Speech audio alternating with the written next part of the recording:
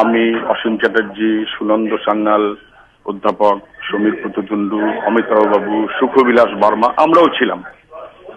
এবং সেটা অসীমবাবু বিধাননগর কমিশনারকে সকালে ফোন করে বলেওছেন যে আমরা যাব 3:30টার সময় একটা ডেপুটেশন দেব। আমরা যখন যাই তখন বুঝলাম যে ডেপুটেশন নেবার মতো কোনো মুড ওদের নেই। ডেপুটেশন নেবার মতো মুড থাকলে তাহলে গেটে ওরা লোক রাখে, 10 জন কি 5 জন যারা ডেপুটেশন যাবে, বাকিদের বাইরে থাকতে বলে। কেউ নেই, কোনো প্রস্তুতি নেই।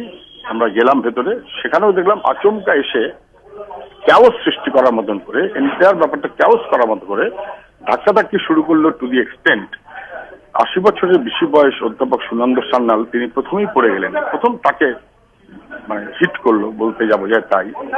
তারপরে অসীম চ্যাটার্জি থেকে শুরু করে পরপর আমরা হিট করতে শুরু করলো। পরে বোঝা গেল যে গেটে না রাখলেও ভেতরে ওরা সমস্ত পালোয়ান গোছের ওদের যা লোক সব রেডি করে রেখেছিল, পুশ করে বার করে দেবে এবং ওখান থেকে তুলে নিয়ে চলে আসলো আমাদের সম্ভবত বিধাননগর নর্থ থানা। এর তদন্ত করতে হবে, যাদের নাম উঠেছে তাদেরকে জেরা করতে হবে। মুখ্যমন্ত্রী যদি সততার প্রতীক হয়ে থাকেন, যদি তিনি তার দাবি করেন, তাহলে সিবিআই তদন্তে তিনি ভয় পাচ্ছেন কেন? লোকের প্রশ্ন হবেই।